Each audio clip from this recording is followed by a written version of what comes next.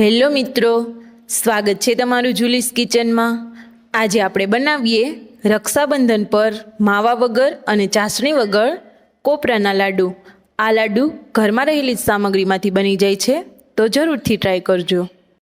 નવી રેસીપી શીખવા માટે મારી ચેનલને સબસ્ક્રાઈબ કરો અને બેલ આઇકન જરૂરથી પ્રેસ કરજો। બનાવવાનું સ્ટાર્ટ કરીએ તો સૌથી પહેલાં એક કઢાઈ લઈ તેમાં 3 ટેબલસ્પૂન ઘી એડ કરી દઈએ। ઘીને થોડું ગરમ થવા દઈએ।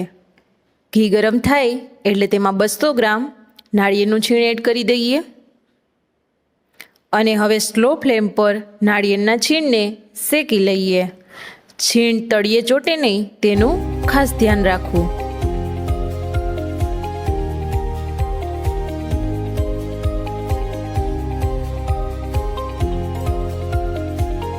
છીણને શેકાતા 3 મિનિટ જેવું થઈ ગયું છે। હવે તેમાં 1 કપ મલાઈ એડ કરી દઈએ। હું પહેલાં અડધા કપ જેટલી મલાઈ એડ કરીશ અને હવે છીણ સાથે તેને મિક્સ કરી લઈએ।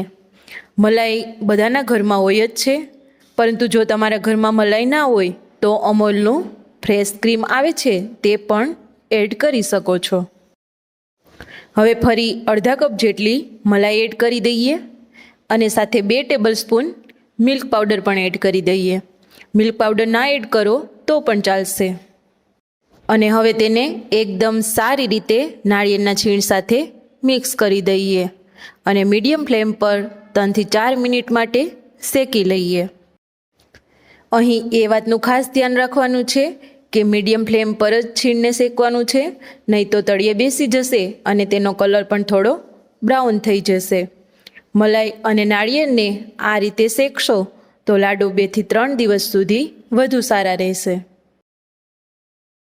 નાળિયેરનું છીણ મલાઈ સાથે સરસ શેકાઈ ગયું છે, તો હવે અડધો કપ ખાંડ એડ કરી દઈએ અને તેને પણ છીણ સાથે સારી રીતે મિક્સ કરી દઈએ। અહીં ખાંડ તમે તમારા ટેસ્ટ પ્રમાણે વધુ ઓછી કરી શકો છો। આ રીતે મિક્સ કરતા જઈએ એટલે થોડી વારમાં જ ખાંડ મેલ્ટ થઈ જશે અને મિશ્રણ આ રીતે થોડું ઢીલું થઈ જશે। ખાંડનું જે પાણી થયું છે તે ડ્રાય ના થાય ત્યાં સુધી તેને આ રીતે સ્લો ટુ મીડિયમ ફ્લેમ પર ચલાવતા રહીએ। તો તમે જોઈ શકો છો કે ખાંડ મેલ્ટ થઈને મિશ્રણ થોડું ડ્રાય થવા લાગ્યું છે। તો હવે ગેસની ફ્લેમ બંધ કરી દઈએ અને મિશ્રણને થોડીવાર માટે ઠંડુ થવા દઈએ। લગભગ 10 મિનિટ પછી મિશ્રણ સરસ ઠંડુ થઈ ગયું છે, તો હવે તેમાંથી નાના નાના લાડુ બનાવી લઈએ।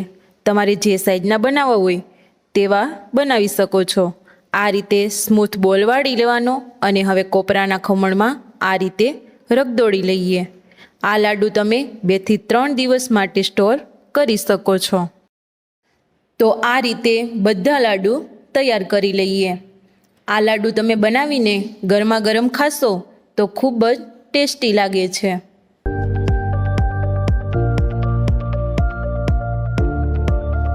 તો આ રીતે મેં બધા લાડુ તૈયાર કરી લીધા છે। તો એકદમ મીઠાઈવાળાની દુકાન જેવા જ સ્વાદિષ્ટ કોપરાના લાડુ તૈયાર છે ને બનાવવા એકદમ સહેલા। તો હવે તેને સર્વ કરી લઈએ। તો એક પ્લેટ લઈ તેમાં કોપરાના લાડુ સર્વ કરી દઈએ। તો આ રક્ષાબંધન પર ઝટપટ બની જતા નાળિયેરના લાડુ જરૂરથી ટ્રાય કરજો। આ ઉપરાંત આ લાડુ પ્રસાદ કે વ્રત ઉપવાસમાં પણ તમે બનાવી શકો છો। જો તમને આજની આ રેસીપી પસંદ આવી હોય તો મારા વિડીયોને લાઇક, શેર અને મારી ચેનલને સબસ્ક્રાઈબ જરૂરથી કરજો। મળીએ નવી રેસીપી સાથે। Thank you for watching.